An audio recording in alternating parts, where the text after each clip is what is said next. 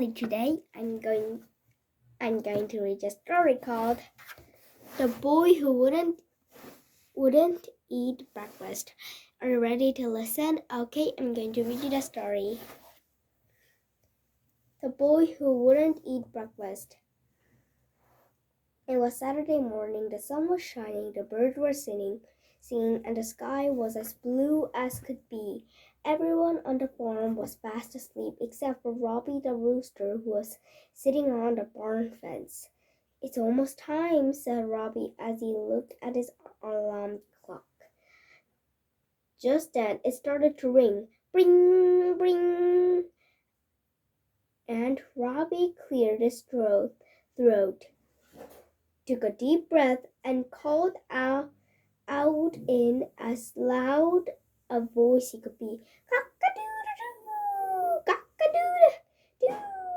It's time to wake up, everyone! Cock-a-doodle-doo! Cock-a-doodle-doo! When Zach heard Robbie's call, he opened his eyes, rolled out of bed, and quickly got dressed. "I can't wait to play with all of my friends." He smiled as she brushed his teeth, combed his hair, and raced downstairs.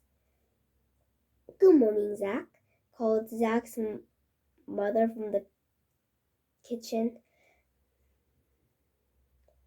"Good morning, Mom," said Zach.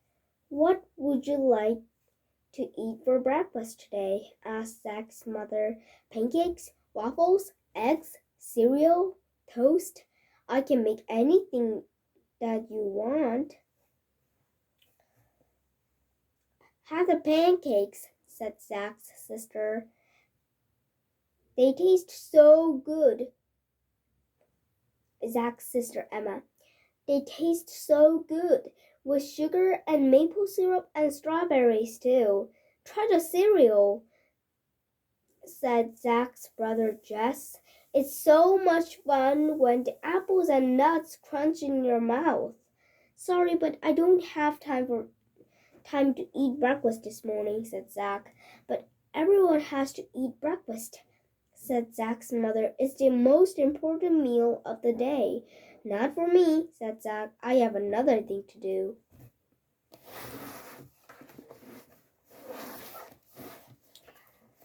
Before Zach's mother could say another word, Zach ran outside and into the meadow. Horace the horse was standing under a tree eating some hay when Zach ran over to him. "Hi, Horace," said Zach. "Hi, Zach," neighed Horace. "Let's go for a ride in the hills," said Zach. "We can play cowboy." "I can't play with you right now," said Horace. "I have to eat my breakfast." "If I don't eat breakfast, I won't be strong enough to carry you on my back. By the way, what did you have for breakfast this morning?" "I didn't eat breakfast," said Zach. "You must be hungry," said Horace. "Want some hay?" No thanks," said Zach. "Maybe we can play later." Then Zach headed off to the barn looking for his friend, Clara the cow. Clara was standing in her stall, eating a bowl of grains and oats when Zach opened the barn door. "It's almost milking time," thought Zach. "That should be fun." "Are you ready, Clara?" asked Zach as he brought over a stool of bucket. "Not yet," said Clara. "I have to finish eating my breakfast. If I don't have something to eat, I won't be able to fill up that bucket with milk for you." "Say, you're up early, Zach. What did you have for breakfast in the morning?" "I didn't eat breakfast," said Zach. "Why not?" asked Clara. I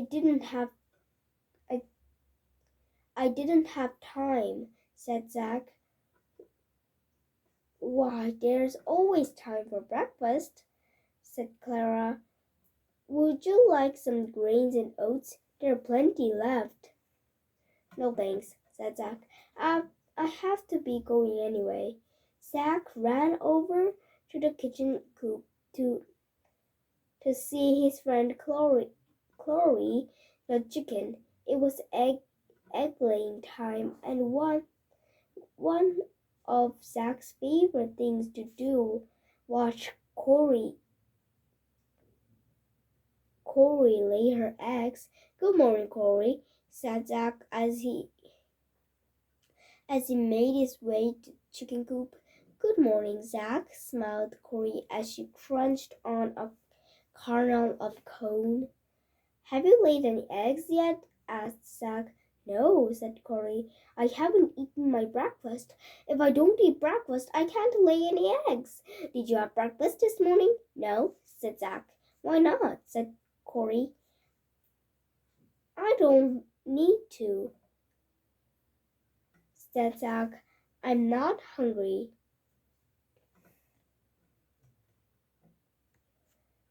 Zack went outside. There was no one to play with. All of his friends were busy eating breakfast. Suddenly he heard a rumbling in his stomach. Then he heard a grumble. Then he heard a rumbling and grumbling. That could mean only one thing. Zack ran home as fast as he could. Is it too late to eat breakfast, Mom? Asked Zack. Not at all, smiled Zack's mother. What would you like? I'll have pancakes and waffles and eggs and cereal and toast. When Zack finished eating, the rumbling and grumbling in his stomach stopped. Horace and Clara and Corey went waiting for him outside. How was breakfast? He asked. It was delicious, said Zack. I can't wait for lunch.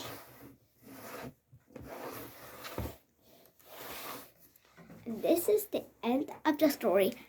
And thank you for listening to my story. Bye.